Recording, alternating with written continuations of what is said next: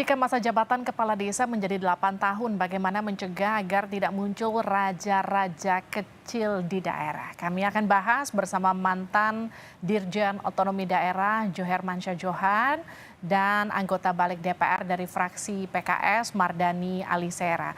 Saya ke Bang Mardani dulu ya, Pak Johermansyah. Bang Mardani, jadi kenapa akhirnya Balik setuju jabatannya menjadi 8 tahun? Ya, Livi, Prof. Jo, ini memang proses tarik-menarik antara teknokrasi sama politisasi ya. Jadi desakan dari kepala daerah masuk akal.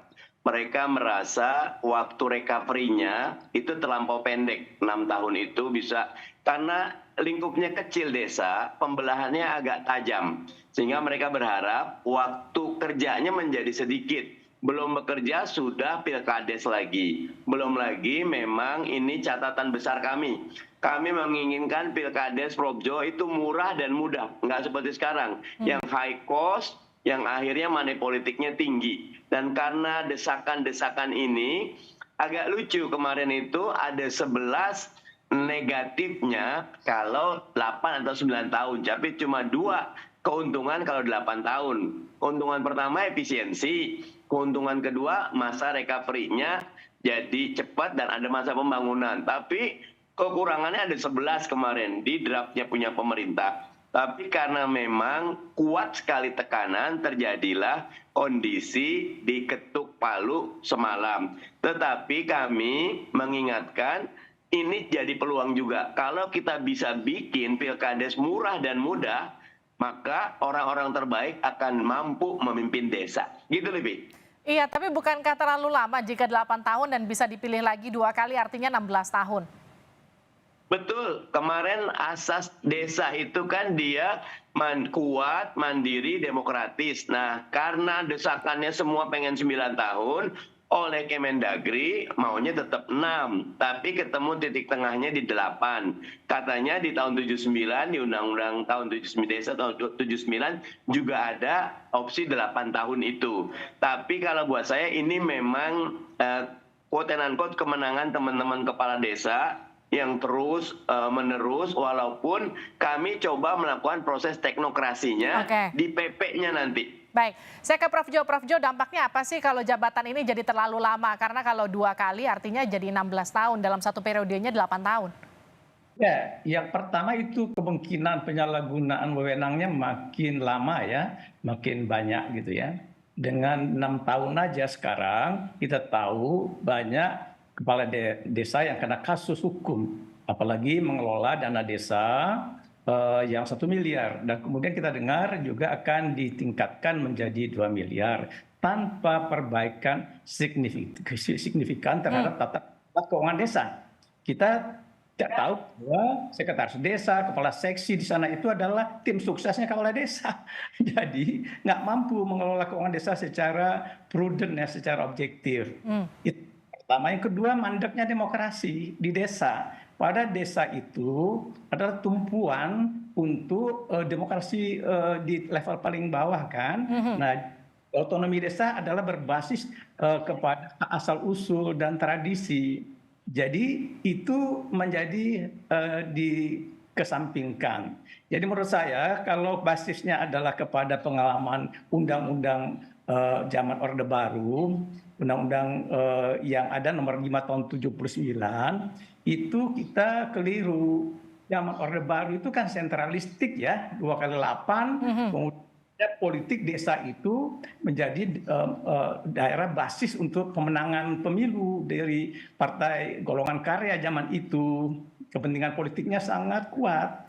Nah, jangan menyampingkan pentingnya demokrasi desa yang harus tumbuh ya. Ya, demokrasi nasional ini kan berbasis demokrasi desa, demokrasi lokal, baru dia sehat di tingkat nasional. Jadi menurut saya raja-raja kecil itu biasa makin subur. Kalau saya menyatakan sebaiknya tetap disamakan dengan standar pemilihan gubernur, bupati, wali kota, presiden 2 kali 5 tahun, Mbak Liswi. Tapi kan sudah diketuk palu sama DPR meskipun masih harus ada persetujuan tingkat 2 ya dengan DPR dan juga pemerintah. Tapi yang kemudian jadi pertanyaan gini Prof. Jo, memastikan seperti yang tadi Anda mention tidak ada raja-raja kecil yang makin berkuasa di desa itu seperti apa nanti?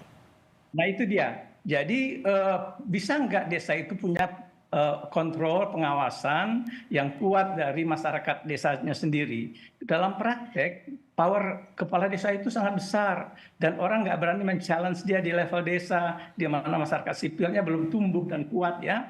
Jadi dia bisa mendikte kuat sekali. Kecuali kalau pembinaan pengawasan di tingkat atasnya diperkuat. Misalnya maksud saya pemerintahan kabupaten, pemerintahan kecamatan itu harus binwas yang kuat kepada desa. Jadi ya, itu raja-raja kecil bakal lahir dan waktunya lama loh. Kalau 2 periode 2 kali 8 16 tahun Mbak Lutfi ya kan. Oke. 3 periode presiden kita.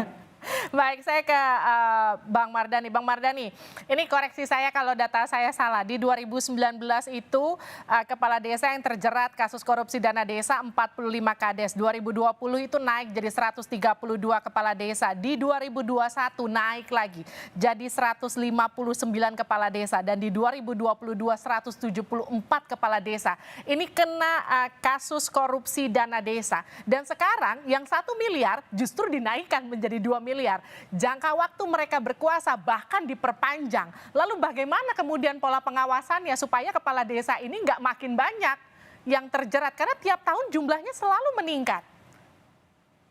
Livi, benar itu angkanya, tetapi kalau kita lihat big pictures-nya, total desa itu 72.000 ya. Jadi kalau 100, katakan 200 gitu loh. Dari 72.000 tuh 0, tapi ini tetap penyimpangan. Ya. Tetapi kelebihannya begini Livi, kalau anggaran ada di atas itu turunnya susah. Tapi ketika anggaran ada di bawah itu jauh lebih baik. Karena itu buat kami undang-undang desa ini bagus. Karena memaksa pembangunan bukan dari perspektif pusat, bukan membangun dari desa, tapi desa membangun. Perspektifnya lokal.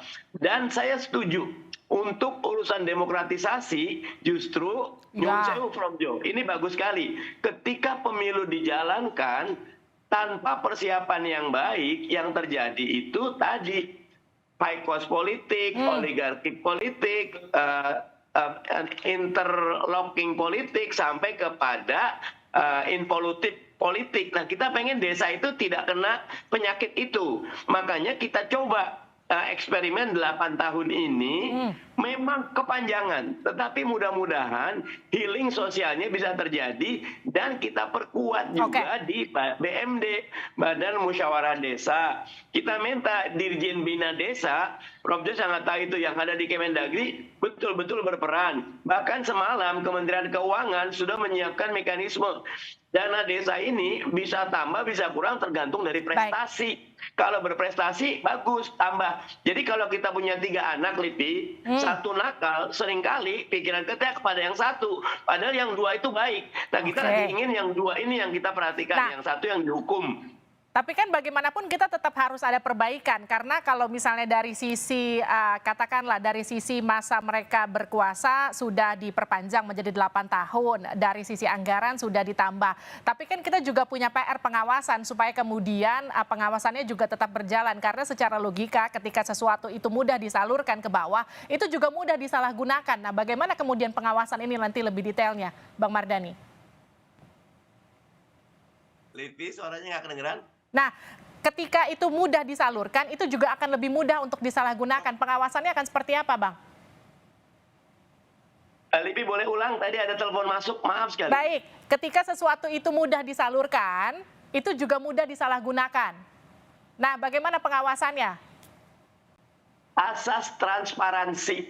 Nah, itu yang kita ingin.